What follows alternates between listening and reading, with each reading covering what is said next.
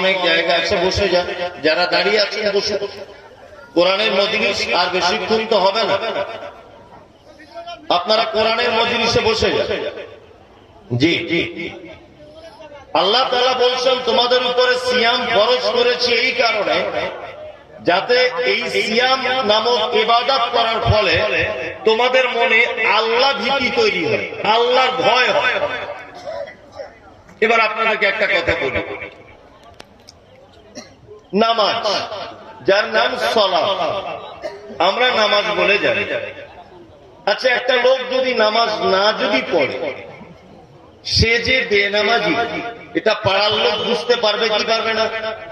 পারবে। একটা লোক যাকাত দেয় না তার মালে, আমি মমতাজুল ইসলাম বুঝতে না পারলেও, উনি আশরাফুল বুঝতে না পারলেও, ও আব্দুর রহমান বুঝতে না পারলেও, পাড়ার যারা যাকাত হক রাখে খাওয়ার, তাদেরকে জিজ্ঞেস করলেও তো বলতে পারবে যে বছরে যাকাত দেয়নি। ধরা যাবে কি যাবে না? যাবে। একটা লোক কোটি কোটি টাকার মালিক, তার হজ খরচ হয়ে গেছে, এই লোকটা যদি হজে না যায়, তাহলে পাড়া প্রতিবেশী আত্মীয় স্বজন, ইমাম সাহেব, মুয়াজ্জিন সাহেব বুঝতে পারবে কি পারবে না যে লোকটা হজ করেনি? পারবে। কিন্তু সিয়াম এমন একটি ইবাদত, সত্যি একটা মানুষের আল্লাহ ভীতি না থাকলে এই ইবাদত করা যায়। আমি দুপুর 2টার সময় অফিস থেকে বাড়ি এলাম, দোকান বন্ধ করে বাড়ি এলাম, প্রখর রোদ্দুর, আমি গোসলখানাতে চলে গেলাম, দরজা লাগিয়ে দিলাম, ঠান্ডা পানি মোটর থেকে ঝরে ঝরে পড়ছে, আমি গোসল করব। এই গোসলখানাতে আমার স্ত্রী নেই, আমার ছেলে মেয়ে নেই, কেউ নেই, পানি মুখে দিচ্ছি, কুলি করছি, গায়ে দিচ্ছি, চোখে দিচ্ছি, অথচ এক ফোঁটা পানি আমি ভিতরে ঢোকাতে পারছি না। বলুন তো, বাথরুম ঘরে কেউ আছে? কেউ নেই। কার ভয় আপনি ঢোকাতে পারছেন না? আল্লাহর ভয়। ওই জন্য আল্লাহ তাআলা বলছেন লাআল্লাকুম তাত্তাকুন, তোমরা যদি এই সিয়ামটা পালন করো তাহলে তোমাদের ভিতরে আল্লাহ ভীতি তৈরি হবে। দেখুন, আল্লাহ ভীতি অরিজিনাল তৈরি হয় না? মারাত্মক একটা গুরুত্বপূর্ণ মাস আমরা ছেড়ে দিলাম, আমাদের কাছ থেকে চলে গেল। আর একটা ছোট্ট একটা হাদিস বলে আমি বক্তব্যটা, আমার বক্তব্যের বিষয়টা শুরু করছি। এটা আনুষঙ্গিক কিছু কথা বলে রাখলাম। আমাদের নবী মুহাম্মদ সাল্লাল্লাহু আলাইহি ওয়াসাল্লাম তিনি বলেছেন, কোন মানুষ যদি রমজানের 30টি সিয়াম যদি পূর্ণ করে, আর তারপরে যদি সে শাওয়ালের 6টি সিয়াম যদি পালন করে, তাহলে 1 বছর যাবত সিয়াম পালন করলে যত নেকি পাওয়া যায়, তত নেকি তার আমলনামাতে লিখে দেওয়া হবে। সুবহানাল্লাহ। যদি বলছেন এটা কেমন বুঝতে পারলাম না, সূরা আল-আনআম আয়াত নাম্বার 160 আল্লাহ তাআলা বলছেন, বান্দা কোনো ভালো কাজ যদি করে আমার সন্তুষ্টির জন্য, তা আমি তার নেকিকে বৃদ্ধি করি কত গুণ? 10 গুণ। ভালো করে বোঝার চেষ্টা করুন। তাহলে আপনি 30 দিন রমজানের রোজা রাখলেন, এই 30 কে যদি 10 দিয়ে গুণ করা হয় কতদিন হবে? 30 কে 10 দিয়ে গুণ করলে কত হয়? 300, তাই না? তাহলে ওদিকে হয়ে গেল বেড়ে 300, 10 গুণ আল্লাহ বলছে দিব, তাহলে 300 দিন হয়ে গেল। আর শাওয়ালের যদি আপনি 6টা সিয়াম যদি পালন করেন, 10 দিয়ে গুণ করুন, 60, তার মানে 360 হয়ে গেল। 1 বছর তো হয়ে গেল না? আল্লাহ নবী সাল্লাল্লাহু আলাইহি ওয়াসাল্লাম বলেছেন, তার সারা বছর ইবাদত করলে যে নেকি হয়, সেই নেকি তার আমলনামাতে লিখে দেওয়া হয়। আচ্ছা, এবার আর একটা কথা আপনাদেরকে বলি, আমরা কত গুরুত্বপূর্ণ একটা জিনিস ছেড়ে দিয়ে চলে এলাম। এগুলি ইমাম সাহেবরা বর্ণনা করেছে, তারপরে আমি বর্ণনা করছি কেন? যে ব্যাটারির চার্জ শেষ হয়ে যাচ্ছে, আরেকটু দিয়ে দিচ্ছি, যাতে আল্লাহ ভীতিটা আর কিছুদিন অন্তত পক্ষে চলে। তারপরে আমি আলোচনা শুরু করছি। আমার পরে তার বক্তা কেউ নেই। এই দেখো, মুহাম্মদ সাল্লাল্লাহু আলাইহি ওয়াসাল্লাম বলেছেন, ইজা দাখালা রমাদান ফুতিয়াত আবওয়াবুস সামা, রমাদান যখন প্রবেশ করে তখন আসমানের দরজা খুলে দেওয়া হয়, জান্নাতের দরজা খুলে দেওয়া হয়। রহমতের দরজা খুলে দেওয়া হয়, আকুল্লিকাত আবওয়াবুন নার, জাহান্নামের দরজা বন্ধ করে দেওয়া হয়, ও সুলসিলাতিশ শায়াতিন, শয়তানদেরকে জিনজিরে করে বেঁধে দেওয়া হয়। তার মানে এখানে একটা জিনিস বুঝে নিতে হবে, আমি মমতাজুল ইসলাম আপনার বাড়িতে এলাম, আপনার স্ত্রী খাটের উপরে যে বেড কভারটা বিছিয়ে রাখে প্রতিদিন, আচ্ছা আমি যদি আপনার বাড়িতে মেহমান হয়ে আসি, তাহলে ওই বেড কভারটা আপনার স্ত্রী চেঞ্জ করবে, নতুন দিবে, না পুরাতনটাই রাখবে? কোনটা চেঞ্জ করে নতুনটা দিবে? যে প্লেটে প্রতিদিন আপনারা ভাত খান ওই প্লেট আমাকে দেবেন, ও শোকেস থেকে আলমারি থেকে ভালো প্লেট বার করে আমাকে দেবেন, কারণ আমি মমতাজুল ইসলাম কলকাতা থেকে এসেছি, তাই না? অতিথি আপ্যায়ন করবে। ঠিক যেমন রমজান মাস যখন আসে আল্লাহ ফেরেশতাদেরকে বলে, আসমানের দরজা সব খুলে দাও, রুজির দরজা খুলে দাও, রহমতের দরজা খুলে দাও, আমার দয়ার দরজা খুলে দাও। রহমত, দয়া, রুজিতে বরকত রমজানে হয় কি হয় না? আচ্ছা এমনি দিনে খরচা বেশি না রমজান মাসে বেশি? বেশি। 200 টাকা কেজি আপেল, রিক্সা চালক দেখবেন তবু ইফতারে 2 ফালি আপেল নিয়ে বসে আছে। 200 টাকা কেজি খাজুর এমনি দিনে কিনে খেতে পারে না, কিন্তু রমজান মাসে খাজুর দিয়ে ইফতারি করা সুন্নাত, ও রিক্সা চালক গরিব মানুষ তবু দেখবেন 2 পিস খাজুর তার ইফতারের প্লেটে আছে। তার মানে কি? এটা আল্লাহর পক্ষ থেকে রুজিতে বরকত। এই রমজানের এত বরকত কেন? আপনারা নবদ্বীপের নাম শুনেছেন? নবদ্বীপ, এই জায়গাটা বিখ্যাত কেন জানা আছে? নেই। এই জায়গাটা বিখ্যাত, এখানকার দই ভালো পাওয়া যায়। আমি শারজা এয়ারপোর্টে গেলাম, তা শারজা এয়ারপোর্ট থেকে বার হয়ে দেখছি আম বিক্রি হচ্ছে বড় বড়, আর উপরে লেখা আছে মালদার স্পেশাল আম। মালদা এত বিখ্যাত কেন? ওখানে আম পাওয়া যায়। বর্ধমানে একটা জায়গা আছে তার নাম শক্তিগড়, এত বিখ্যাত কেন? ওখানে তো কোনো কবির জন্ম হয়নি, কোন সাহিত্যিকের জন্ম হয়নি। শক্তিগড় বিখ্যাত কেন? ল্যাংচা খুব ফেমাস, তাই না? বীরভূমের একটা জায়গা আছে তার নাম সিউড়ি, জায়গাটা সারা ভারতের মানুষ চেনে, কারণ ওখানে মোরব্বা বিখ্যাত। শান্তিপুর বিখ্যাত জায়গা, কারণ তাঁতের শাড়ি বিখ্যাত। হুগলি ধনেখালি বিখ্যাত, কারণ ওখানে তাঁতের শাড়ি বিখ্যাত। বালুচুরি বলে একটা জায়গা আছে, এত ফেমাস কেন? ওখানে শাড়ি বিখ্যাত। তাই আপনি যদি এখন 4 চাকা গাড়ি করে যদি আপনি শক্তিগড়ে যদি আপনি যান, শক্তিগড়ে দাঁড়িয়ে আপনি কি বলবেন? ওরে এই সেই শক্তিগড় যেখানে ল্যাংচা পাওয়া যায়। এই জন্য এত বিখ্যাত। আল্লাহ তাআলা বলছে রমজানের এত মর্যাদা কেন? শাহরুর রমাজান, আল্লাহ বলছে এটা সেই রমজান আল্লাযী উনজিলা ফীহিল কোরআন, যে রমজানে কোরআন অবতীর্ণ করা হয়েছে। তার মানে রমজান মাসের এত অবদান, রমজান মাসের এত দাম, রমজানের এত মর্যাদা একটাই কারণ যে এই মাসটাই শুধু কোরআন অবতীর্ণ করা হয়েছে। তাই সুবহানাল্লাহ, শুধু এই মাসটার এত দাম এই কারণে যে এই মাসে কোরআন অবতীর্ণ করা হয়েছে। আমরা আল্লাহ ভীতি এবং সেই কিছুদিন আগে যে চার্জ দেওয়া হয়েছে সেটা যেন এখনো থাকে। আছে তো? মসজিদে গেলেই বলছে আমার জুতো চুরি হয়ে গেছে ইমাম সাহেব, আর আমাকে তো ফোনের উপরে ফোন, সারাদিনে মনে হয় 1000 ফোন।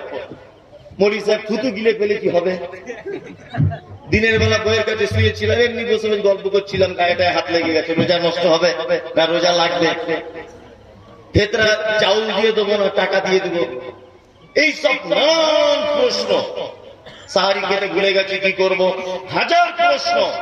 ও রমজান মাসে মসজিদ ছাড়া ঘরে যেত না, অথচ এখন ওই লোকটা কি আর খুঁজে পাওয়া যায়?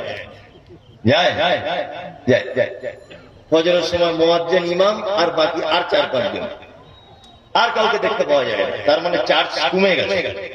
ওই জন্য চার্জটা দিলাম, যদি আর কিছু দিন চলে। সকলের কাছে বিনীত অনুরোধ, আপনারা রমজান মাসে শুধু ইবাদত করে কাটালেন, এমনি দিনগুলো ফাঁকি মেরে দেবেন এরকম কোনো ব্যাপার নেই। আমি এবারে আমার মূল আলোচনা শুরু করছি। আমি পবিত্র আল কোরআনের খুব পরিচিত একটি সূরা আপনাদের সামনে আমি তেলাওয়াত করেছি। এই সূরা থেকে আপনাদের সামনে কিছু কথা আলোচনা করব ইনশাআল্লাহ। আল্লাহ সুবহানাহু ওয়া তাআলা অত্র সূরার ভিতরে কয়েকটি মাত্র কথা বলছেন, কয়েকটি কথা। আল্লাহু আকবার। কি কথা? আল্লাহ তাআলা বলছেন আলিফ লাম মিম সাদ, আলিফ লাম মিম সাদ। আজকে আমি অনেক তথ্য পেশ করব, দয়া করে বলছি ডিস্টার্ব করবেন না। আমি সবে শুরু করছি, অনেক তথ্য নিয়ে এসেছি, আলোচনা করব। পবিত্র আল কোরআনে 29টি সূরার ভিতরে এই রকম শব্দগুলি দেখতে পাওয়া যায়। আলিফ লাম মিম, আলিফ লাম রা, তাহা, ইয়াসিন, কফ, কাফ হা আইন সাদ। যারা কোরআন মাজিদ পড়তে জানেন এইগুলো আছে? আছে। আরবিতে বলা হয় হুরুফে মুকাত্তিআত, আর বাংলাতে বলা হয় বিচ্ছিন্ন অক্ষরমালা। এর মানে মতলব আমি মুমতাজুল ইসলাম জানি না, আপনাদের ইমাম সাহেবকে জিজ্ঞাসা করেন, উনিও জানেন না, কেউ জানে না একদম। এই এলাকার মাদ্রাসার সব থেকে বড় যিনি শাইখুল হাদিস, জিজ্ঞাসা করুন, তিনি জানেন না। আবু বকর, ওমর, উসমান, আলী রাদিয়াল্লাহু তাআলা আনহুম আজমাইন জানতেন না। মুহাম্মদ সাল্লাল্লাহু আলাইহি ওয়াসাল্লাম কেউ পর্যন্ত ব্যাপারগুলো জানানো হয়নি। আর সাহাবায়ে কেরামগণ এই প্রসঙ্গে মুহাম্মদ সাল্লাল্লাহু আলাইহি ওয়াসাল্লামকে কোনো প্রশ্নও করেননি। আমাদের তো প্রশ্ন শেষ নেই, একটু কিছু হলেই প্রশ্ন। কোন একটা জায়গাতে বক্তব্য রাখতে গিয়ে বলেছি উটের মাংস খেলে অজু নষ্ট হয়ে যায়, তাই তো? তো উনি প্রশ্ন করছেন যে কেন? কেনটা জেনে তোমার লাভ কি? মুহাম্মদ সাল্লাল্লাহু আলাইহি ওয়াসাল্লাম বলেছে এটা মেনে নাও। নদিয়াতে নাকাশি পাড়া না কোথায় এক জায়গায় বক্তব্য রাখতে রাখতে বললাম যে কাঁধে দুজন ফেরেশতা থাকে, সারাদিন মানুষ যা করে, সারা রাত যা করে তা লিপিবদ্ধ করা হয়। একজন কাগজ আমাকে লিখে পাঠিয়েছে, লিখতে গেলে তো হুজুর খাতা কলমের দরকার, তা ফেরেশতারা খাতা রাখে কোথায়? তাহলে এটা জেনে তোর বাপের লাভ কি? এটা জেনে তোর লাভ কি? কোন লাভ আছে? আমাদের তো প্রশ্ন শেষ নেই। অথচ সাহাবায়ে কেরামগণ এই ব্যাপারে কোন রকমের প্রশ্ন করতেন না। আল্লাহ নবী সাল্লাল্লাহু আলাইহি ওয়াসাল্লাম বলেননি এই পর্যন্ত শেষ। আল্লাহু আকবার। তারপর আল্লাহ তাআলা বলছেন কি কিতাবুন উনজিলা ইলাইকা ফালা ইয়াকুন ফি সাদরিকা হারাদুম মিনহু লিতুনদিরা বিহি ওয়া যিকরা লিল মুমিনিন। এটা হচ্ছে একটি কিতাব যা আপনার উপর অবতীর্ণ করা হয়েছে। মুহাম্মদ সাল্লাল্লাহু আলাইহি ওয়াসাল্লামের উপরে কি অবতীর্ণ করা হয়েছে? এই আল কোরআন। আপনি এর মাধ্যমে মানুষকে দাওয়াত দেন। এর মাধ্যমে কি দেন? দাওয়াত। মানুষকে ভয় দেখেন। আমাদের বর্তমান দাওয়াতের অনেক পদ্ধতি আছে। আসলে আমি এই বাস্তব কথাগুলো বলি, আর আমার নামে মানুষ অনেক উল্টো পাল্টা গালাগালি করে। তার ভিতরে আপনাদের মুর্শিদাবাদের একজন আছে সব থেকে বেশি, বুঝলেন তো? বেরাদার রাহুল 20 রেখাত 8 রেখাত তারা দিনই একটা ডিবেট করেছে উসামার সাথে বাংলাদেশে। তা এ বলছে যে বেরাদার রাহুল মাদ্রাসায় পড়েনি। ভালো করে বুঝবেন। আমি বলছি তোর আবু হানিফা কোন মাদ্রাসায় পড়েছে সেটা আগে বল। বিরাদার রাহুলের কথা বাদ দে। মানে আজে বাজে, মানে ও বক্তব্য দিতে এলেই মুমতাজুল ইসলাম, বেরাদার রাহুল আর রাজ্জাক বিন ইউসুফ, শুধু গালাগালি গালাগালি আর গালাগালি। আসলে ব্যাপার হচ্ছে পবিত্র আল কোরআনের এই শব্দগুলো যদি আমরা ব্যাখ্যা বিশ্লেষণ যদি করি, অবশ্যই অপরাধীরা একটা একটা করে ধরা পড়বে। পড়বে কি পড়বে না? আল্লাহ তাআলা মুহাম্মদ সাল্লাল্লাহু আলাইহি ওয়াসাল্লামকে বলছেন কোরআন আপনার উপর অবতীর্ণ করেছি এই কারণে যে আপনি এর মাধ্যমে মানুষকে আল্লাহর প্রতি ভয় দেখান এবং মানুষকে আপনি দাওয়াত দেন। এবার আপনাকে একটা কথা বলে রাখছি, কথা হচ্ছে এই। আচ্ছা, হযরত আবু বকর, হযরত ওমর, হযরত উসমান, হযরত আলী রাদিয়াল্লাহু তাআলা আনহুম আজমাইন, এই সমস্ত সাহাবায়ে কেরাম, হযরত ওমর ঈমান আনার আগে ভালো মানুষ ছিলেন না খারাপ মানুষ ছিলেন? খারাপ মানুষ ছিলেন হযরত ওমর। এমন দিন গেছে মুহাম্মদ সাল্লাল্লাহু আলাইহি ওয়াসাল্লামকে মারবে, তলোয়ার নিয়ে যাচ্ছে, তার গর্দান কেটে আনবে, এইরকম একজন খারাপ মানুষ। এইরকম একজন খারাপ মানুষ পবিত্র আল কোরআনের ছত্র ছায়াতে এসে এত মাটি হয়ে গেলেন, এত নরম হয়ে গেলেন, এত মানে শীতল হয়ে গেলেন, ধারণার বাইরে। ধারণার বাইরে একটি মাত্র কিতাবের দাওয়াত, তার নাম আল কোরআন। বর্তমান বাজারে কিছু দলের মানুষ আছে যারা মানুষের কাছে তাবলীগ করে। করে না? দেখবেন বাড়ি থেকে কাঁথা কম্বল নিয়ে যায়। এটা যাওয়া হারাম না জায়েজ না জায়েজ ফতোয়া আমি দিচ্ছি না, তবে মুমতাজুল ইসলাম বলছি এ কথা দাপ্তহীন ভাষাতে এবং সোশ্যাল মিডিয়াতে, কিয়ামত পর্যন্ত যদি এই তাবলীগের পদ্ধতি চলে অনুপরিমাণ মানুষের কোনো কাজ হবে না, কারণ এর পদ্ধতিটা সম্পূর্ণ একজন মানুষের স্বপ্নে দেখা এবং স্বপ্নের বাস্তবতার জন্য এই তাবলীগ জামাত চালু হয়েছে। আপনারা জানেন ফরজ নামাজ শেষ, একজন দাঁড়িয়ে গিয়ে বলছে বাকি নামাজ বাদ আপনারা সবাই বসে যাবেন, দ্বীন ও ঈমানের কথা আলোচনা করা হবে। এটা বলা হয় কি হয় না? হয়। দ্বীন ঈমানের কথা কি আলোচনা হবে না? সবাই মিলে গোল হয়ে বসে একজন একটা বই পড়ছে, তার নাম ফাজাইল আমল। ভালো করে বোঝার চেষ্টা করে, একজনা খুলে একটা বই পড়ছে, তার নাম মুনতাখাবে হাদিস। আমি বলছি ফাজাইল আমলটা বাদ দিয়ে আপনি যদি পবিত্র আল কোরআনের বাংলা অনুবাদ করে 2-4টা ছোট্ট ছোট্ট সূরা যদি তাফসীর করে যদি শোনান, এর থেকে বেশি কাজ হবে না কম কাজ হবে? বেশি কাজ হবে। ও কোরআনের বাদ দিয়ে দুনিয়াবি একটা লেখকের লেখা বই নিয়ে মানুষের কাছে দাওয়াত দিচ্ছে। ওই জন্য সৌদি আরবের বাদশা যিনি বর্তমানে রয়েছেন, ওদেরকে ওইখানে দাওয়াত ও তাবলীগের জন্য নিষিদ্ধ ঘোষণা করে দিয়েছে। দেখেছেন তো আপনারা সৌদিতে? আর ওরা ঢুকতে পারবে না। মানুষের কাছে দাওয়াত দিতে হবে। কিসের মাধ্যমে দাওয়াত দিতে হবে? আল কোরআন, এর মাধ্যমেই মানুষের কাছে দাওয়াত দিতে হবে। এছাড়া অন্য কোন পদ্ধতিতে মানুষকে দাওয়াত দিলে সেই দাওয়াতের কাজ হবে না। আল্লাহ সুবহানাহু ওয়া তাআলা তারপরে বলছেন কি, ওয়াযিকরা লিল মুমিনিন, কোরআন হচ্ছে মোমেনদের জন্য একটা উপদেশ। আল্লাহ তার আগে আবার বলছেন, কি বলছেন? যে কোরআনের কথা মানুষকে আপনি পৌঁছে দেন, আর এই পৌঁছে দিতে যদি কোন রকমের সমস্যা হয় তাহলে আপনার মনে যেন ভয় ভীতি এবং কোন সংকীর্ণতা যেন সৃষ্টি না হয়। সাহায্য করবেন কে?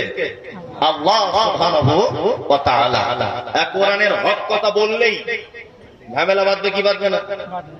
জলসায় বক্তা এসেছে, বক্তব্য দেওয়ার পরে হাততালি দিয়ে বলছে সাংঘাতিক বক্তা, আবার আগামী বছরের জন্য ডেট বুকিং করে কত টাকা নেয় দেখ, কোনো অসুবিধা নেই। মাতাল বলছে ভালো বক্তা, চোর বলছে ভালো বক্তা, ব্যভিচার যে করে সে বলছে ভালো বক্তা, হারামখোর বলছে ভালো বক্তা, মুস্তান বলছে ভালো বক্তা, ইমাম সাহেব বলছে ভালো বক্তা, ইমামদার বলছে ভালো বক্তা, মুত্তাকি বলছে ভালো বক্তা। আরে সবাই যদি বলে ভালো বক্তা তাহলে ভেবে নিতে হবে ও বক্তা নয়, ও গোল আলু সব তরকারিতে থাকে। কি বলছি বুঝতে পারছেন না? বক্তা তো সেই যে স্টেজ থেকে নেমে যাবার পরে মানুষ দুটো দলে বিভক্ত হয়ে যাবে। একটা দল লোক বাঁশ নিয়ে দাঁড়িয়ে থাকবে তার গাড়ি ভাঙচুর করার জন্য, আর একদল লোক তার পক্ষ হয়ে দাঁড়াবে। এই হচ্ছে বক্তা। কি বলছি বুঝতে পারছেন তো? হ্যাঁ, বাংলাদেশে দেখতে পাচ্ছেন না আব্দুর রাজ্জাক বিন ইউসুফ যে স্টেজে যাচ্ছে, কোথাও মেরে হাত দেখা দিচ্ছে, কোথাও 500 কোটি টাকার মামলা, কোথাও স্টেজে উঠতে দিচ্ছে না, কোথাও গাড়ি ভাঙচুর করছে। দেখতে পাচ্ছেন? কেন? আব্দুর রাজ্জাক বিন ইউসুফ কারণ মেয়ের হাত ধরে টেনেছে বাংলাদেশে? কোন রিপোর্ট আছে? তাহলে কেন ইসলামের উপরে এত অত্যাচার? একটাই মাত্র কারণ, লিতুনজিরা বিহি ওয়া যিকরা লিল মুমিনিন। আপনি এর মাধ্যমে যখন মানুষকে সৎ পথের দিকে ডাকবেন, এর হাকিকত কথা দিয়ে মানুষকে যখন ভয় দেখাবেন, তখন আপনাকে বিপদের সম্মুখীন হতেই হবে। আপনারা জানেন যে আমাদের দেশের মাটিতে 11,000 কোটি টাকার চোর, তার নাম নীরব মোদী, পাঞ্জাব ন্যাশনাল ব্যাংকের 11,000 কোটি টাকা চুরি করে পালিয়ে গেছেন।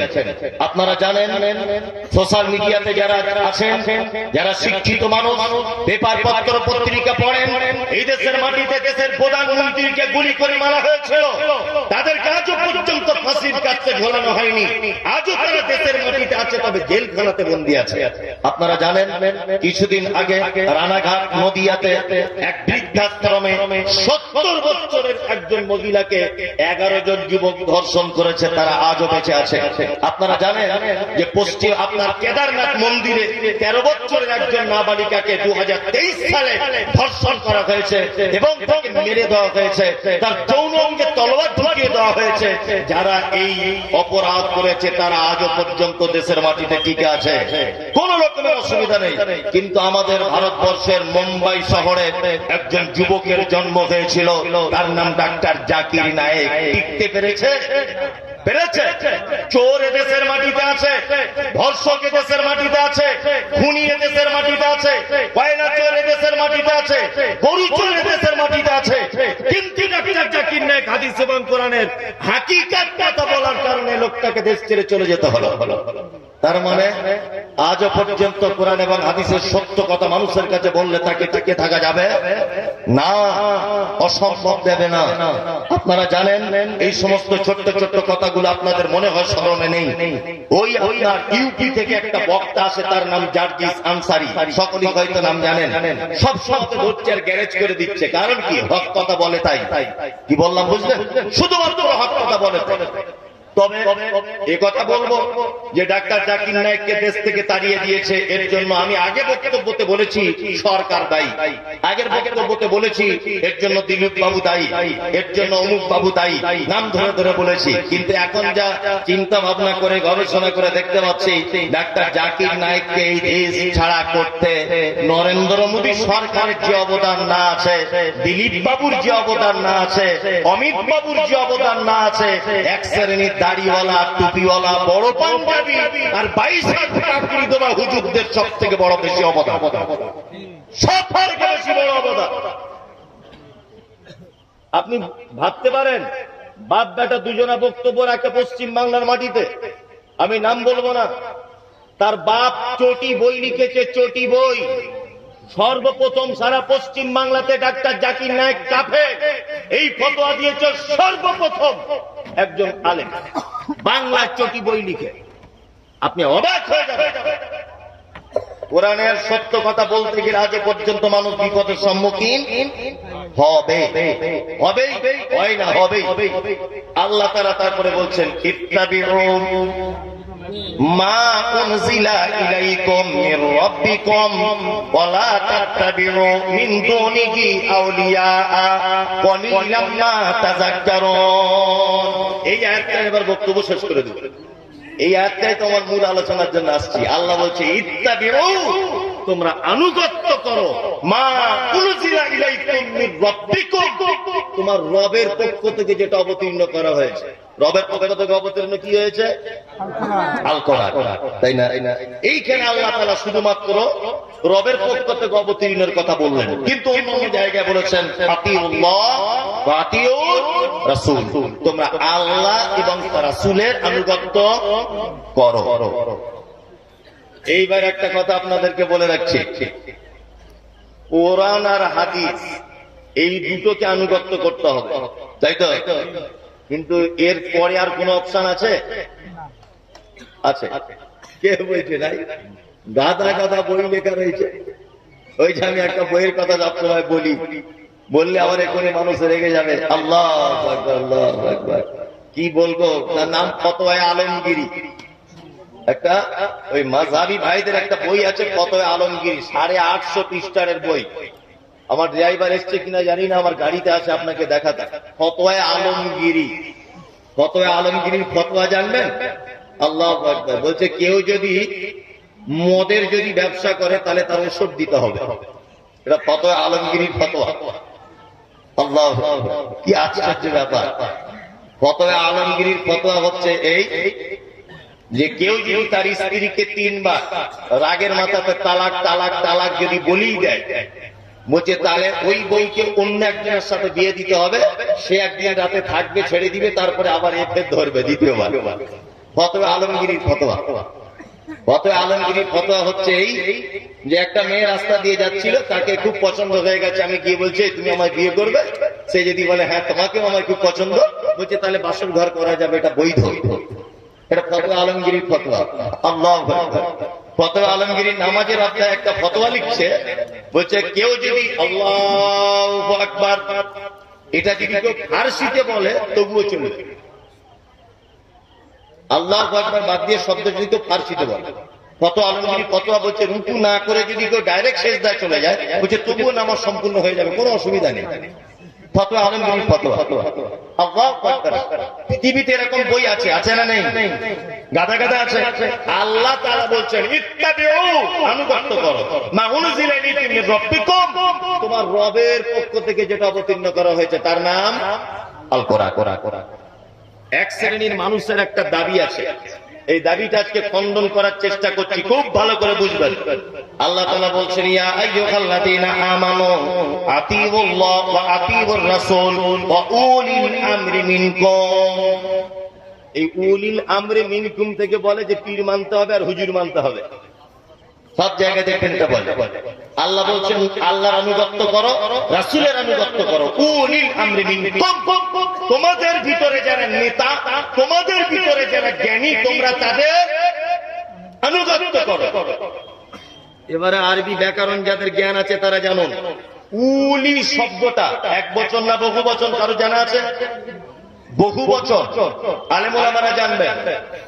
আর পবিত্র আল কোরআনে যত জায়গাতে মিনকুম শব্দটা এসেছে, প্রত্যেক জায়গায় আল্লাহ সুবহানাহু ওয়া তাআলা উপস্থিত মানুষদেরকে বুঝিয়েছেন। প্রমাণ আল্লাহ তাআলা বলছেন কি, ফামান কানা মিনকুম মারিজান আও আলা সাফারিন ফাইদ্দাতুম মিন আইয়ামিন উখরা। রমজান মাসে সিয়ামরত অবস্থায় তোমাদের ভিতরে যদি কেউ, তোমাদের মধ্যে যদি কেউ অসুখে পড়ে যায় বা সফর অবস্থায় থাকে, তাহলে সে যেন এই দিনটা অন্য দিনে যেন পূর্ণ করে দেয়। মিনকুম মানে তোমাদের মধ্যে যারা রমজান মাসে আছে। আচ্ছা, আল্লাহ এখানে মৃত্যু মানুষদের কথা বলছে না জীবিত মানুষদের? জীবিত মানুষদের কথা বলছে, তোমাদের ভিতরে যারা রমজান মাস অসুখে আছে, তাই তো?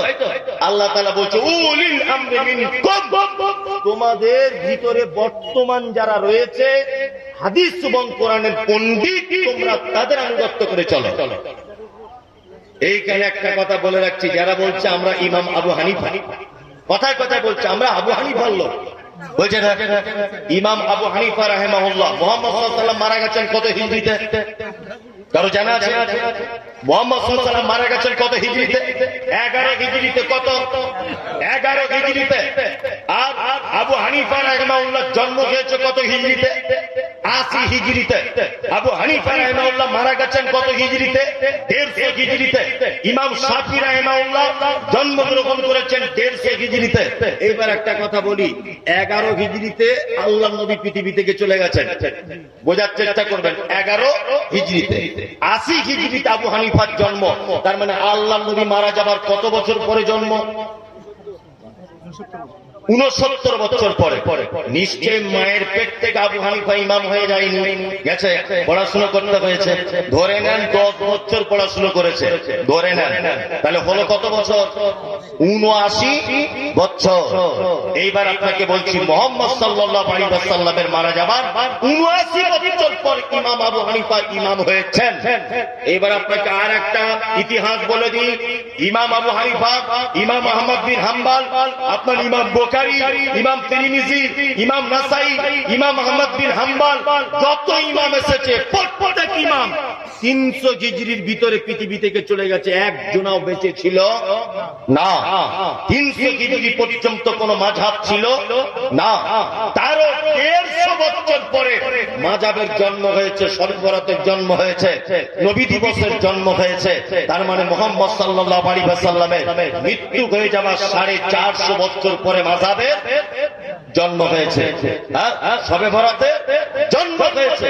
যারা বলছি ইমাম আবু হানিফাকে মেনে চলি, ইমাম আবু হানিফা বেঁচে আছে? আছে?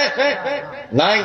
আল্লাহ বলছে মিনকুম উলিল আমর মিনকুম, তোমাদের ভিতরে যারা বর্তমান বেঁচে রয়েছে তোমরা তাদের আনুগত্য করো। এইবার আর একটা কথা বলি, আল্লাহ তাআলা বলছেন কি পবিত্র আল কোরআনে, ইত্তাবিউ মা উনজিলা ইলাইকুম মির রাব্বিকুম ওয়া লা তাত্তাবিউ মিন দুনিহি আউলিয়া কলিলাম মা তাযাক্কারুন। আল্লাহ বলছেন তোমরা ওলি আউলিয়াদের আনুগত্য করো কি না। ওলি শব্দের দুটো ব্যাখ্যা, আপনাকে একটু মনোযোগ দিয়ে শুনতে হবে। এক, ওলি মানে অভিভাবক। বিয়ের সময়তে বলে না ওলি কে হবে, বলে না বিয়ের ওলি লাগবে। ওলি মানে কি? অভিভাবক, অলি মানে তার বাপ, মেয়ের বাপ, মেয়ের বাপ না থাকলে তার ভাই, তার ভাই না থাকলে তার চাচা, অলি, তাই তো? এ হচ্ছে অলি। অলি মানে অভিভাবক। অভিভাবক কাকে বলে এই জায়গাটা বুঝুন। আমার একটা ছেলে, আমার ছেলের স্কুলের ব্যাগ ছেড়ে গেছে, বলুন তো ব্যাগ চাইবে কার কাছে? আমার কাছে। আমার মেয়ে চকলেট খাবে, চাইবে কার কাছে? আমার কাছে। আমার ছেলে অসুস্থ, ডাক্তারখানায় নিয়ে যাবে কে? আমি। অভিভাবক মানে যার অধীনে তার মেয়ে, তার ছেলে, তার স্ত্রী থাকে এবং তাদের যাবতীয় প্রয়োজন যিনি মিটিয়ে দেন তিনি কে? অভিভাবক বা গার্জিয়ান। এবার আপনাকে বলছে আল্লাহ তাআলার ভাষা হচ্ছে এই, ওয়ালা তাত্তাবিউ মিন দুনিহি আউলিয়া। অলির বহু বচন আউলিয়া। আল্লাহ বলছে আমাকে ছাড়া অন্য কোন অভিভাবককে তোমরা মান্যতা দিও না। অসুখ হলে ভালো করতে পারে কে? আল্লাহ, তাই তো? মালদা জেলার আদিনা বলে একটা জায়গা আছে, আদিনা, নাম জানেন হয়তো। আদিনার ওখানে একটা মাজার আছে, খুব বড়, খুব বড় মাজার। আর মাজারের সাইডে একটা পুকুর করা আছে, আমি নিজে গিয়ে দেখে এসেছি। ওই পুকুরে আমার মনে হয়, কি বলবো আপনাকে আর খারাপ কথা, পুকুরে ও পানি পান করবে না। যদি কুকুরকেও যদি দেওয়া হয় তবুও পানি পান করবে না। কিন্তু ওই পানিতে দেখছি গোসল করছে সব মেয়ে ছেলে বেটা ছেলে একসাথে। তা বলছি ভাই কি ব্যাপার, এই পানিতে এত গোসল করার ঢং কেন? বলছে সব রোগ ভালো হয়ে যায়। কি বলছি বুঝতে পারছেন? এটা হচ্ছে ওর আকীদা, ওর বিশ্বাস, প্রয়োজন, রুজি। আমার ছেলের খাবারের প্রয়োজন, কার কাছে চাইবে? আমার কাছে। তা আপনার খাবারের প্রয়োজন, আপনি কার কাছে চাইবেন? আল্লাহর কাছে চাইবেন। কিন্তু কি আহলে হাদিস, কি হানাফি, কি দেওবন্দি, কি জামাত ইসলামী, কি পাথর চাপড়ি, কি আজমিরি, কি কাশ্মীরি, কি তবলিগি, সব একই অসুখে আক্রান্ত। বিশাল একটা সাগর দিঘির মোড়ে দোকান করেছে, পিছনের দিকে দেখছি একটা তাবিজ ল্যামিনেশন করে টাঙানো আছে। তাবিজ আপনি এখনো পর্যন্ত আপনার গ্রামে তদন্ত করুন কত বাচ্চার হাতে বাঁধা আছে, দেখবেন। আপনি না বাঁধতে দিলেও আপনার মা ঠিক বেঁধে দিয়েছে, নাতি বলে কথা, পোতা বলে কথা। আর বৌমাকে শুধু ঘন ঘন বলছো তুমি ঘোড়ার দিন ডাক্তার ডাক্তার করছো, একটু ঝাড়িয়ে আনলে হয় না? তাতে ওর আরাম হচ্ছে না। মেয়েটা কোলে করে একটু রাস্তার দিকে গেছে, বা ছেলেটাকে বাড়ির কোন একজন রাস্তার দিকে গেছে, তো শাশুড়ি ধমকি দিয়ে বলছে দুপুর বেলাতে বাচ্চা কখনো ফাঁকে ভর করে? বলছে কেন মা? বলছে নজর লেগে যাবে। নজর লেগে গেলে কি করবো তাহলে যদি লেগেই যায়? বলছে হাঁড়ির তলার কালি আর সরিষার তেল ভালো করে পালিশ করে এইখানে এইরকম করে মেরে দাও। আপনাদের এখানে করে? শির ফির শির ফির ফির ও তো এমনিতে পুড়ে পুড়ে কালি হয়ে গেছে, ও তোমার ভালো মন্দ কি করবে? তো নিজের জ্বালায় জ্বলছে, জ্বলছে না? ড্রাইভার গাড়ি চালাচ্ছে, হঠাৎ করে একটা বিড়াল সামনে দিয়ে চলে গেল, ব্রেক মেরে একদম প্যাসেঞ্জারের সব কপাল টপাল খুলে গেছে। আরে ভাই কি ব্যাপার? বলছে একটা বিড়াল চলে গেছে পার হয়ে। আচ্ছা ও তো বিড়াল নিজে বাঁচার জন্য ছুটছে, ও তো বাসের তলায় থেকে বাঁচার জন্য নিজে ছুটছে, তা তুমি ওকে থেকে বাঁচার করা লেগে দোকান করেছে, বেচা বিক্রি হয় না, একটু কম। ইমাম সাহেবকে গিয়ে বলছে যে একটা কিছু করে ব্যবস্থা করে দেন। তো ইমাম সাহেব তো এরকম কাস্টমারের ধান্দা বসে আছে, বেতন কম কি করবে? কিছু তো একটা করতে হবে। কি বলছে বুঝতে পারছেন? হ্যাঁ, তাই ইমাম সাহেব দেখছি এরকম একটা লোক যদি আসে তাহলে আলহামদুলিল্লাহ। আপনাদের ইমাম সাহেবের কথাই বলছি না, অনেক ইমাম সাহেব আছে, আছে না নেই? আছে।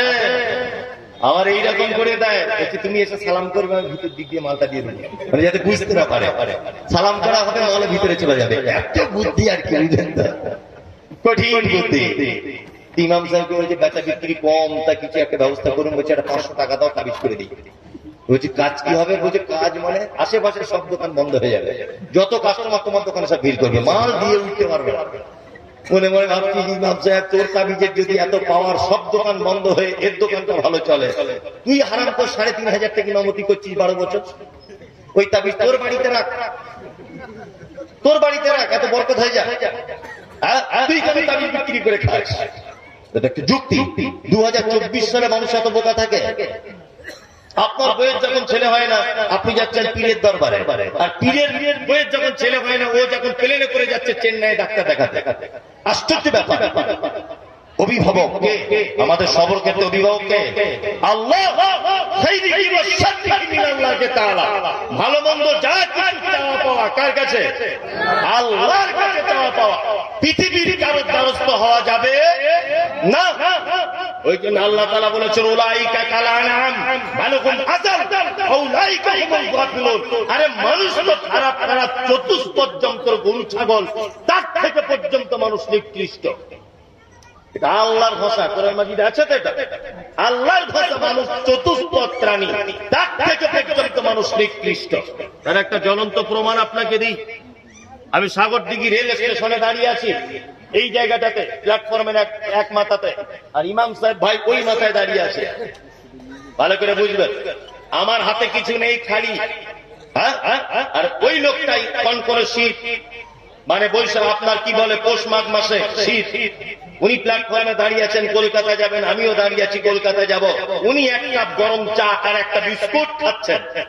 প্ল্যাটফর্ম অনেক ক্ষুধার্ত কুকুর টুকুর থাকে না? কুকুর দুটো ঘুরছিল, ঘুরতে ঘুরতে একবার আমার কাছে একবার ওর কাছে, একবার আমার কাছে একবার ওর কাছে।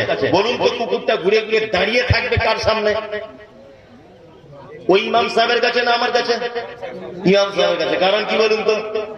কারণ কুকুরও জানে যে মমতাজুল ইসলাম খালি হাতে কিছুই নাই, ও মাল করে কিছু পাওয়া যাবে না। বরং ইমাম সাহেবের কাছে দাঁড়ায়, যদি একটা বিস্কুট ভেঙে দেয় একটু অন্তত পক্ষে পাবো, তাই না? তার মানে কুকুরও বোঝে কার কাছে গেলে রুজি পাওয়া যায়। দুনিয়াতে কে এই মুহূর্তে প্ল্যাটফর্মে আমার রুজি কার হাতে আছে এটা কুকুর বোঝে। অথচ তোমার আশরাফুল মখলুকাত, তুমি মানুষ, তুমি যাও বাজারে রুজি চাইতে, তুমি যাও দরগায় রুজি চাইতে, তুমি যাও গরিবের দ্বারস্থ হতে, তুমি যাও অন্য কারো দোহাই দিতে, তুমি আল্লাহর প্রতি ভরসা হারিয়ে ফেলেছ। কুকুর জ্ঞান বুদ্ধি আছে কার কাছে দাঁড়াতে হয়, তোমার এই জ্ঞান বুদ্ধি নাই, তুমি যার তার কাছে চাইতে শুরু করে দাও। আল্লাহ তাআলা বলছেন অভিভাবক আমাকে ছাড়া আর কাউকে তোমরা মানতে যাবে না। অলি শব্দের আর একটা ব্যাখ্যা করা যেতে পারে, অলি মানে বন্ধু। অলি মানে কি? অলি দুই প্রকারের। একটা মজার মজার কথা বলি, অলি কয় প্রকারের বললাম? দুই প্রকারের। একটা হচ্ছে পরবর্তীর অলি, একটা পূর্ববর্তীর অলি। কি বললাম বুঝলেন? আমরা আলেম ওলামা এত বদমায়েশ হয়ে গেছি, নিজেরা এত খারাপ হয়ে গেছি, আমরা পূর্ববর্তী অলিদের কথা বর্ণনা করি না, পরবর্তী অলিদের কথা বর্ণনা করি।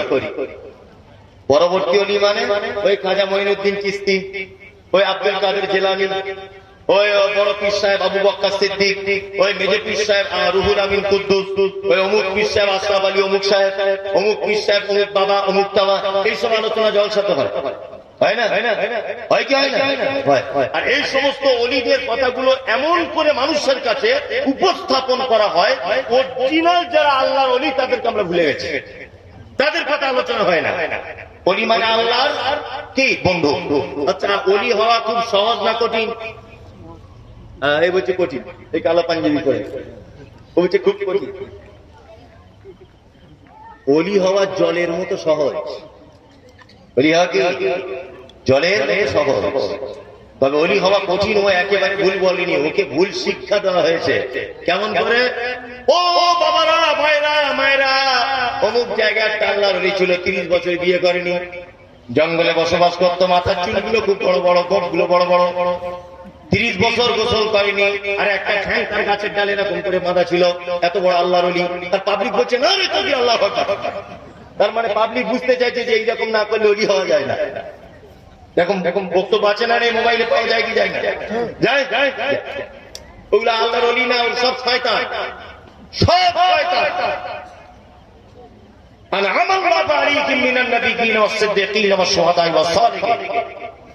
আল্লাহ তাআলা বলেন 4 শ্রেণীর মানুষ পৃথিবীতে তারা পুরস্কার পেয়ে গেছে।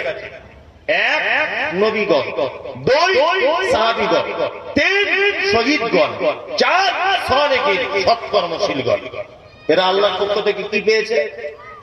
পেয়ে গেছে। তাহলে আমরা যদি আল্লাহর ওলিদের বর্ণনা যদি করতেই যদি হয়, নবীদের ঘটনা বলবো, হযরত আবু বকর, ওমর, উসমান, এদের ঘটনা বলবো, তাই না? তাহলে আমরা কেন আজে বাজে আব্দুল কাদের জিলানী কি করেছে, অমুক হুজুর কি করেছে, তমুক হুজুর এসব বক্তব্য শুনে আমার লাভ আছে? কোন লাভ আছে? কোন লাভ নেই।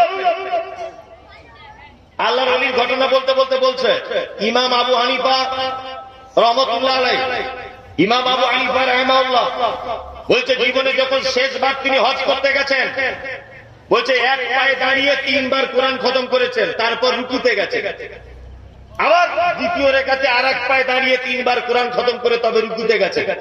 আচ্ছা এটা কি কখন হতে পারে? পাগলে কি বিশ্বাস করে?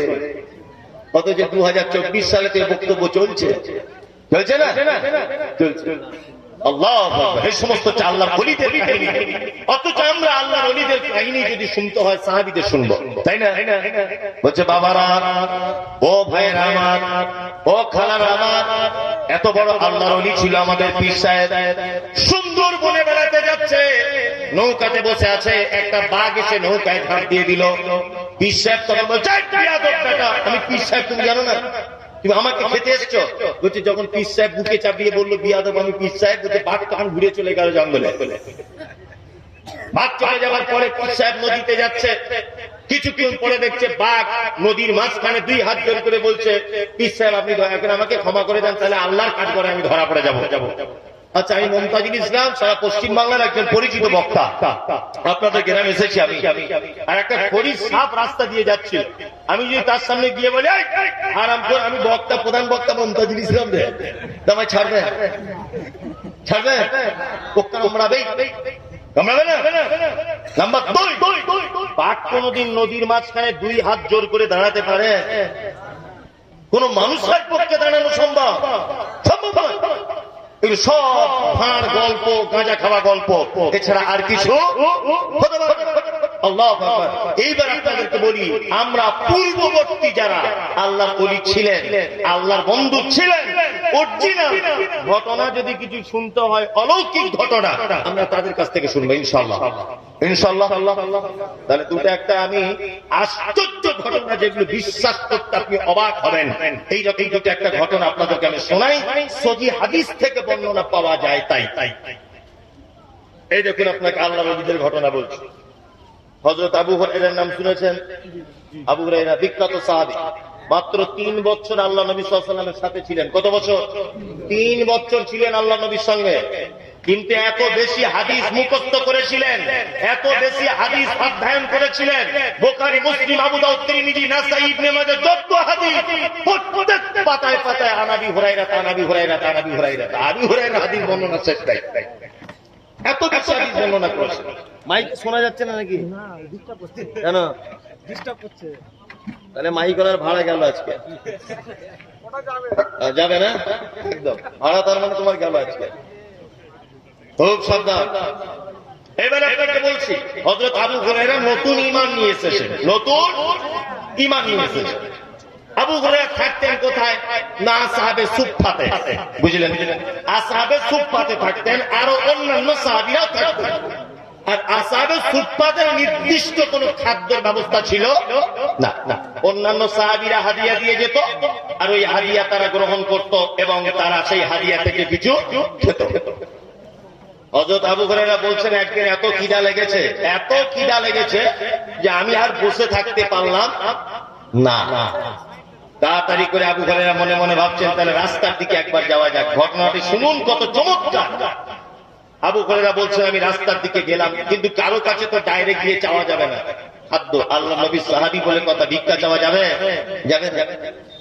কিন্তু একটা মানুষের যদি 2-3 দিন খাদ্য খাবার যদি না থাকে বা না যদি সে খায়, তার চোখ মুখ দেখলে তো অন্তত একটু বোঝা যায়, বোঝা যায় না? যায়।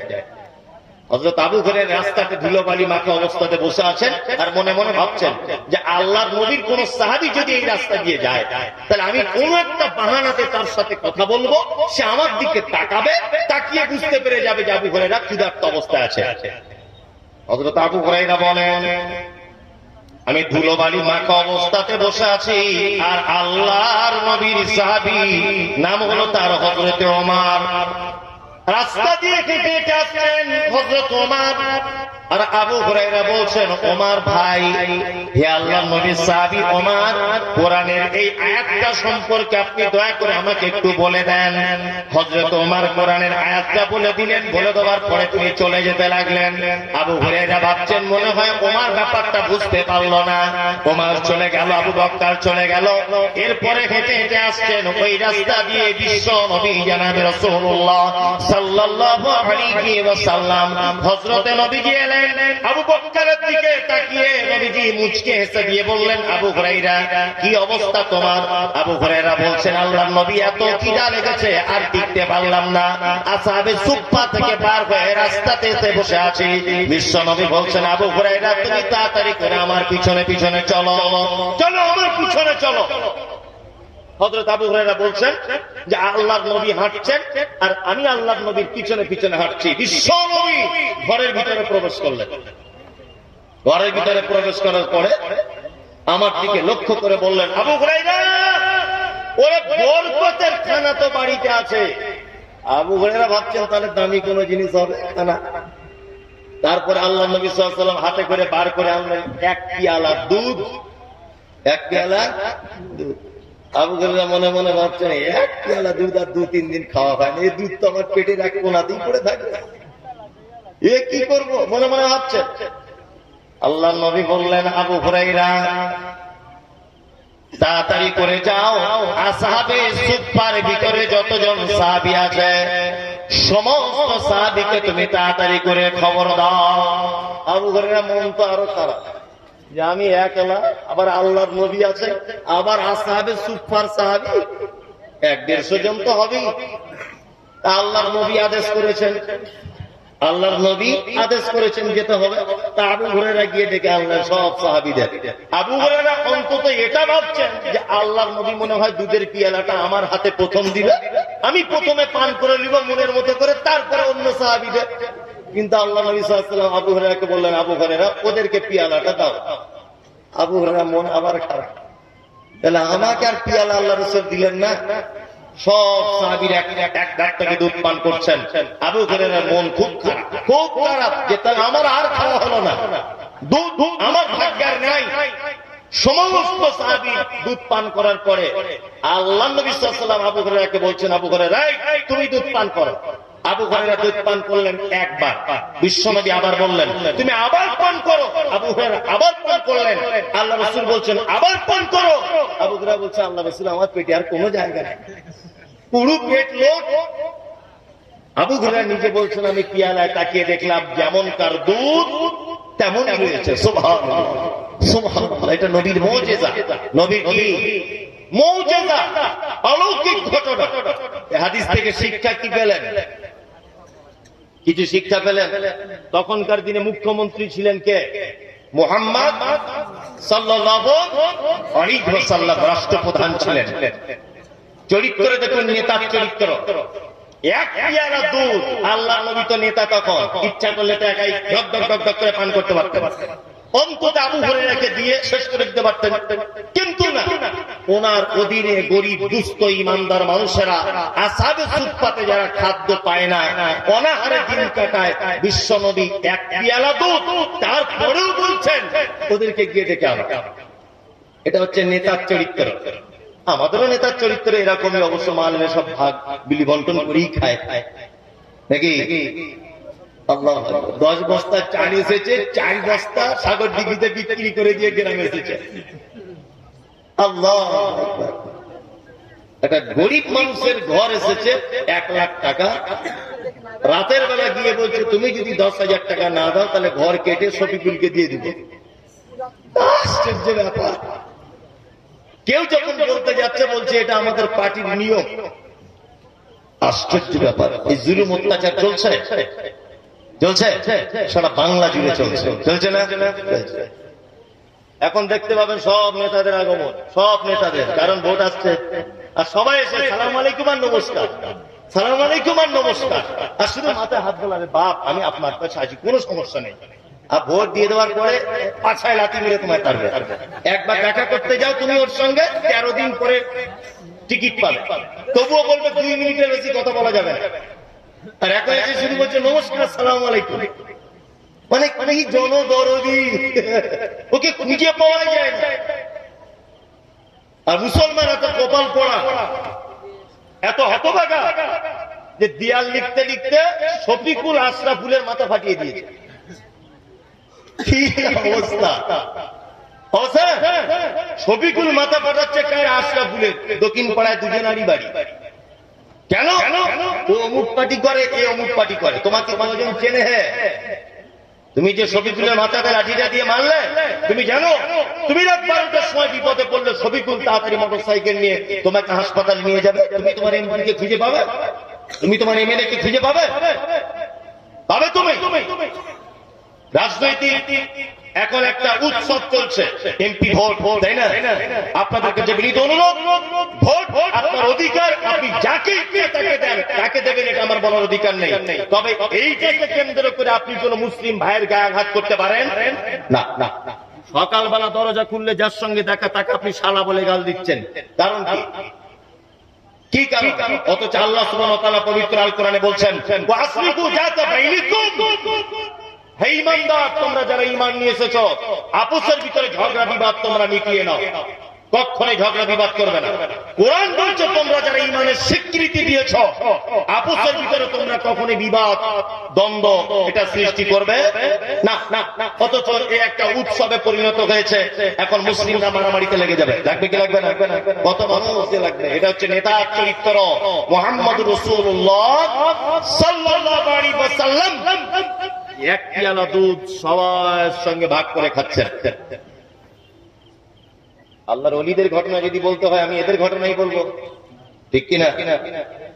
আর একটা চমৎকার কাহিনী আপনাকে বলি, দেখুন কত মজা লাগে। খন্দকের যুদ্ধ হয়েছিল, জানা আছে?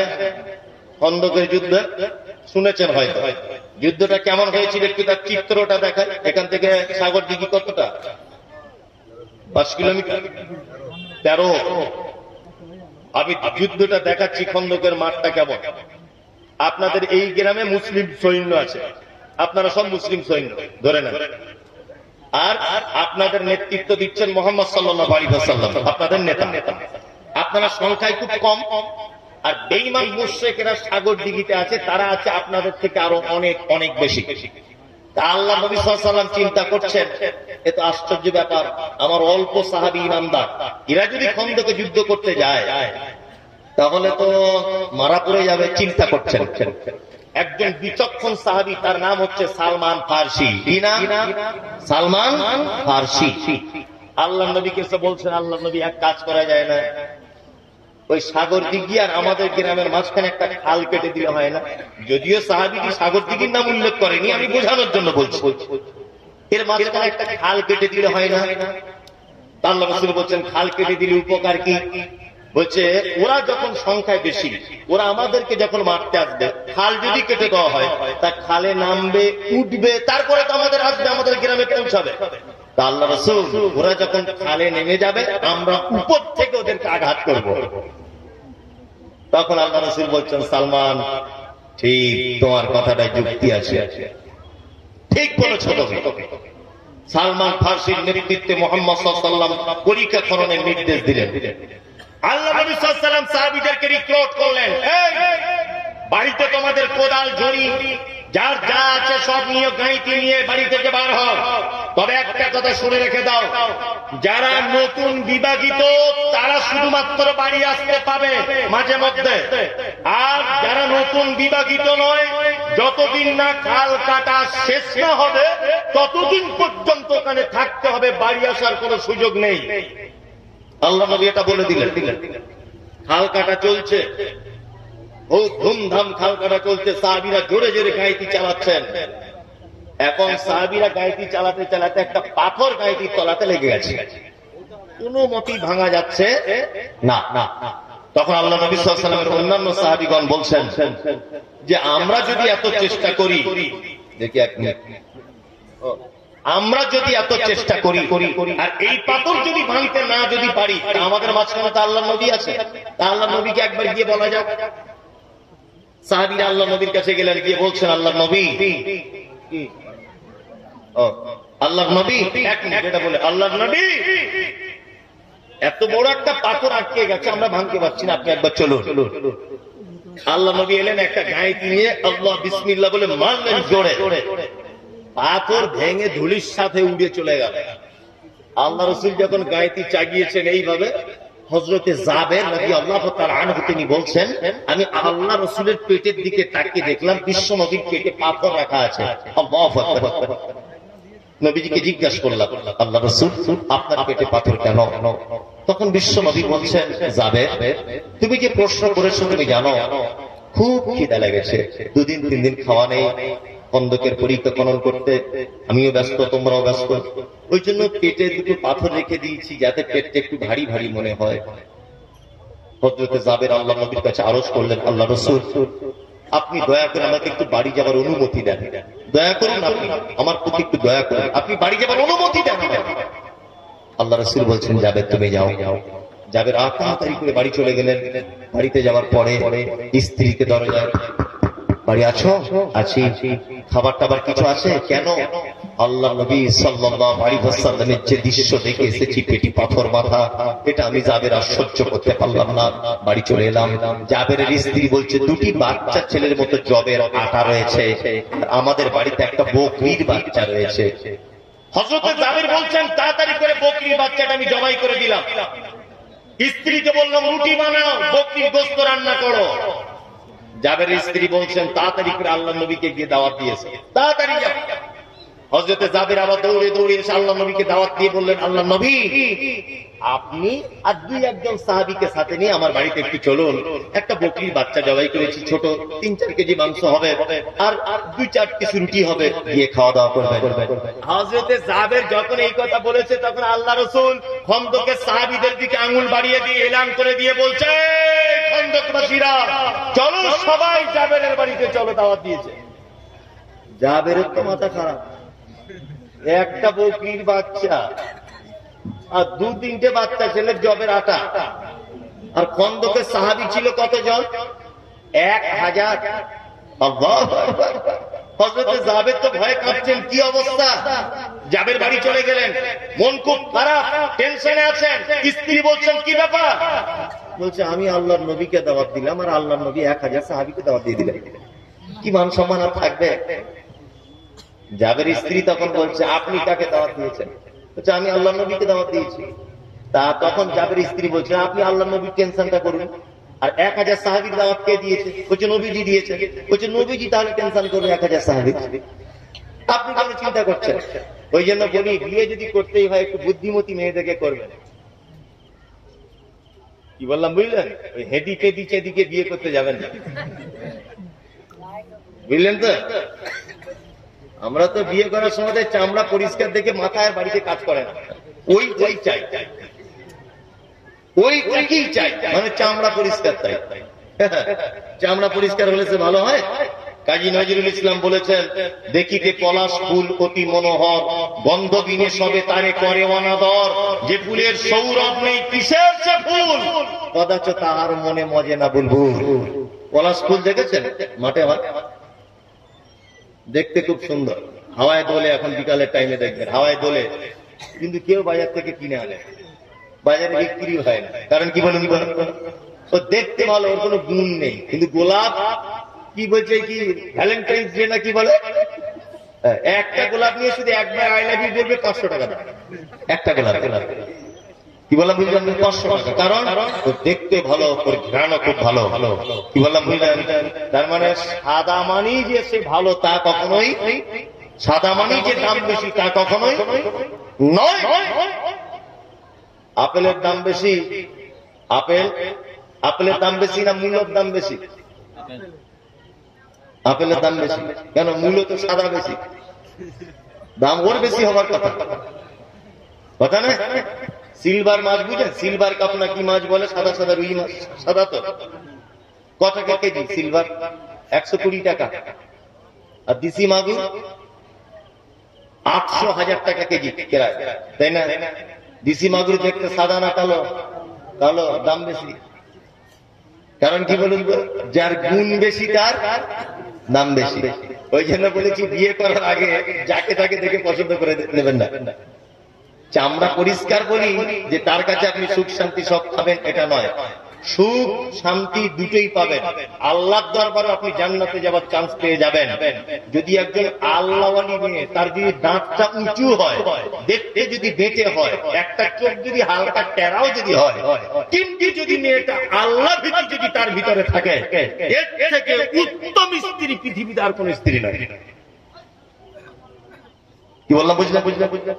ওই স্ত্রী তো উত্তম যে স্ত্রী ফজর আজান হলে আপনাকে ডেকে দিয়ে বলে ফরজ গোসল করে নেন, প্রয়োজন হলে নামাজ পড়তে যান আপনি মসজিদে, আমি বাড়িতে 2 রাকাত ফরজ নামাজ পড়ে নিই।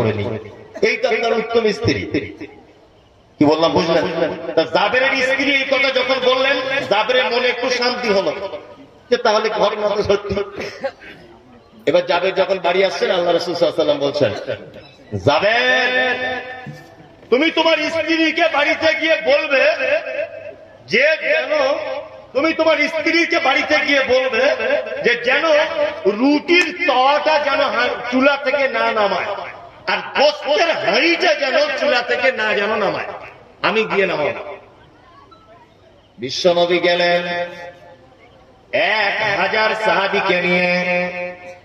আল্লাহ নবী জাবেরের বাড়িতে প্রবেশ করলেন, আর জাবেরকে বলছেন, জাবের 10 জন করে সাহাবীকে নিয়ে তুমি ঘরের ভিতরে এসো। হযরতে জাবের বলছেন 10 জন করে সাহাবী নিয়ে আমি ঘরের ভিতরে প্রবেশ করলাম। আল্লাহ নবী তাদেরকে নিজে হাতে খেতে দিলেন। এইরকম ভাবে 1000 সাহাবীর খাওয়া হয়ে গেল। বিশ্ব নবী তিনি খেলেন। আল্লাহ নবী জাবেরকে বললেন, জাবের তুমি এবার গোশত রুটি খাও। জাবের গোশত রুটি খেলেন। তোমার স্ত্রীকে খাওয়াও, বাচ্চাদেরকে খাওয়াও, সবাইকে খাইয়ে দেওয়া হলো। বিশ্ব নবীকে জাবের বলছেন, ইয়া রাসূলুল্লাহ, যেমনকার গোশত যেমনকার রুটি তেমন হয়েছে, রুটি কমে নাই। বিশ্ব নবী বলছেন, জাবের মদিনায় তোমার বাড়ির আশেপাশে প্রতিবেশীদের মাঝখানে বিলি বন্টন করে দাও। হযরতে জাবের বলছেন, প্রতিবেশীদের ভিতরে গোশত রুটি বিলি বন্টন করে দিলাম, তারপরেও যেন গোশত রুটি যেন শেষ হয় না। হযরতে জাবের বলছে, আল্লাহ এত বরকত দিয়েছে একটা বকরির বাচ্চার গোশততে আর 2-3টে বাচ্চা ছেলে রুটিতে, যে আমার মনে হয় গোটা মদিনা শহরের ভিতরে যদি বিলি বন্টন করে দেওয়া হয়, তবুও যেন গোশত রুটি যেন শেষ করা যাবে না, তবুও শেষ হবে না। একদম সহিহ হাদিসের ঘটনা। আল্লাহর ওলিদেরই যদি ঘটনা বলতে হয়, আমরা সাহাবীদের ঘটনা বলবো? কি বলছি বুঝতে পারছেন না? এই সমস্ত ঘটনা আমাদের জন্য শিক্ষা আছে না নেই? মানে মেন কথা, কমিটি বারবার বলছে একটু দানের কথা বলুন, আর এটা আমার বিশ্বাস, আমি দানের কথা বললে এই লোকগুলো 5 মিনিটের মধ্যে পালাবে। আপনি দেখে নিন, আমার কথা মিলিয়ে নিন, কারণ আমার তো প্রতিদিনের এটা কাজ। মানে প্রধান বক্তা সবাই জেনে গেছে, এরপরে আর কেউ নাই, তাই তো? এখন আমি যখন দানের কথা বলবো, যার দান করা হয়ে গেছে সে কি বলবে? সে তো চাইবে যে মমতাজুলের শোনা হয়ে গেল, আর বক্তব্য দিবে না, বা দানের ব্যাপারে বলবে চল কেটে পড়ে, তাই না? তারপরে এটা একটা মানে অবশ্যই আমাকে বলেছে যদি 1টা পর্যন্ত হবে, 1টা বাজতে আর 10-15 মিনিট বাকি, দানের কথা বলতে হবে, এটা আমার দায়িত্ব এবং কর্তব্য। আপনি বললেন 1টা পর্যন্ত, এখন বুঝে যেতে 2জনকে জিজ্ঞেস করলাম, বলছি 1টা পর্যন্ত হবে, ওনাকে জিজ্ঞেস করলাম, উনিও বললেন 1টা পর্যন্ত হবে। যাই হোক, এটা মাদ্রাসা না মসজিদে? মসজিদে। আলহামদুলিল্লাহ, মসজিদ তো এটা আল্লাহর ঘর, মাদ্রাসাও আল্লাহর ঘর। তারপরেও এখানে একটা সাজদা দেওয়ার মানে একটা জায়গা, পৃথিবীতে অন্য কোথাও আপনি সাজদা দিতে পারবেন না। পারবেন? নেকির উদ্দেশ্যে পারবেন, কিন্তু আল্লাহর ঘরে 2 রাকাত যদি সালাত আদায় করেন, নেকি আছে না নেই? আছে। এই ঘরে হেফাজত করবে কারা? আমরাই, তাই না? আজকে মসজিদে আকসা ফিলিস্তিনের মাটিতে যে আপনারা দেখতে পাচ্ছেন, বোম বাস্টিং হচ্ছে, ধ্বংস করে দেওয়া হচ্ছে, অনেক কিছু হচ্ছে। তার জন্য আমরা এখান থেকে অনেক মানুষ দেখছি তিরান পাঠাচ্ছে, ওখানে বাংলাদেশ থেকে দেখছি তিরান পাঠানো হচ্ছে, হচ্ছে না? অত দূরে তিরান পৌঁছাবে কিনা তার ঠিক নাই। আমি বিরোধিতা করছি না, আপনি পাঠান, সুযোগ হলে কোনো সমস্যা নেই। আমি বলবো ওখানে আপনাদের গ্রামের তিরানটা আগে দেন, গ্রামের মসজিদেও কাজ হবে। কি বললাম বুঝলেন তো? এটা আল্লাহর ঘর, নেকি পেয়ে যাবেন। আর সব থেকে বড় কথা, আউয়াল ভাই বলছিলেন, আল্লাহ সবাই দান গ্রহণ করেন, কিছু মানুষ আছেন এখানে বসে বসে হয়তো ভাবছেন যে আমি দিতে উঠে চলে যাই না গো, আমি দিব না। আমি তো চলে যাই। আপনি হয়তো মনে মনে ভাবছেন যে আমি দিব না, আপনি দিবে না এ কথা না, আল্লাহ আপনার দান কবুল করছে না, ঘটনা এরকম হতে পারে, তাই না? ওই জন্য সকল দিনই ভাই ও বোনেদের কাছে বিনীত অনুরোধ, এটা মসজিদের। আর একটা কথা বলে রাখছি, আমি বানিয়ে বানিয়ে শুরু করে করে বক্তব্য আপনার দোয়া করতে পারবো না। আর ওটা আগে করেছি অনেক আগে, এখন আর করি না। মোবাইলে যা দেখছেন আজ থেকে 5-7 বছর আগেকার, এখন এগুলো আর করি না। তারপরে ইমাম সাহেব বলেছেন যে ওটা হাদিস এবং কোরআনের বিরুদ্ধে। অবশ্যই হাদিস এবং কোরআনের বিরুদ্ধে। আল্লাহ নবী সাল্লাল্লাহু আলাইহি ওয়াসাল্লামের কাছে কেউ কোনো জিনিস দিলে তিনি এতটুকুই দোয়া করতেন যে আল্লাহুম্মা সাল্লি আলাইহি আল্লাহুম্মা বারিক আলাইহি, আল্লাহ তুমি তার উপরে শান্তি বর্ষণ করো, আল্লাহ তোমার মালে বরকত দাও। যদি আপনি আরবিতে বলতে না পারেন, এতটুকু বলবেন কেউ কিছু দিলে, আল্লাহ তোমার উপরে শান্তি বর্ষণ করুন, তোমার মালে আল্লাহ বরকত দিক, এতটুকু কথা বলবেন। এবং আমরা সহি আকীদার মানুষ, আমাদের প্রতিটা আলেমদের উচিত যে এই সমস্ত ব্যাপারগুলো থেকে আস্তে আস্তে সরে আসে। গতানুগতিক ভাবে চলে আসছে। ভাই একটা কথা বললেন যে আমাদের পরম্পরা এইভাবেই চলে আসছে, শুরু করে করে কালেকশন করা, এগুলো পরিবর্তন করতে হবে অবশ্যই। দান আপনি করুন, ইন্নাল্লাহু আলিমুন বিযাতিস সুদূর, আল্লাহ অন্তরের কথা জানেন। কি বললাম বুঝলেন? আপনি কার নামে দিচ্ছেন, কত দিচ্ছেন, এটা লেখা হচ্ছে কোথায়? আল্লাহর খাতায়। দুনিয়া দিয়ে খাতায় ফল, এ তো 10 টাকা দাম, এ কালকে ছিঁড়ে ফেলে দিবে, এর কোনো দাম আছে না? আল্লাহ দরবারে আসুন, একটু আগে আসুন, মসজিদের জন্য একটু মেহেরবানি করুন, আপনাদের কাছে এটা বিনীত অনুরোধ। মসজিদের জন্য একটু মেহেরবানি করুন। কেউ আছেন ভাই? কেউ আছেন? জানি মসজিদের জন্য 5,000 টাকা আমার পক্ষ থেকে আমি দিব। কেউ আছেন এখানে? আল্লাহর বান্দা মাশাআল্লাহ। কারণ আমি তো আসলে ব্যাপার বুঝি না, ওই জন্য 5,000 বলে দিয়েছি। ক্যাশিয়ার সাহেব 25,000 টাকা দিয়ে দিয়েছে। আল্লাহ। মাস্টার আব্দুল রফিক সাহেব 15,000 টাকা। ক্যাশিয়ার, মসজিদের ক্যাশিয়ার সাহেব, তাই তো? আল্লাহু আকবার, আল্লাহু আকবার। 25,000 টাকা। আল্লাহুম্মা সাল্লি আলাইহি আল্লাহুম্মা বারিক আলাইহি। মফিজুল শেখ ওরফে তবি 2,500 টাকা। মাশাআল্লাহ। আর কেউ আছেন ভাই? একটু মেহেরবানি করুন। আরে চলে তো যাবেন,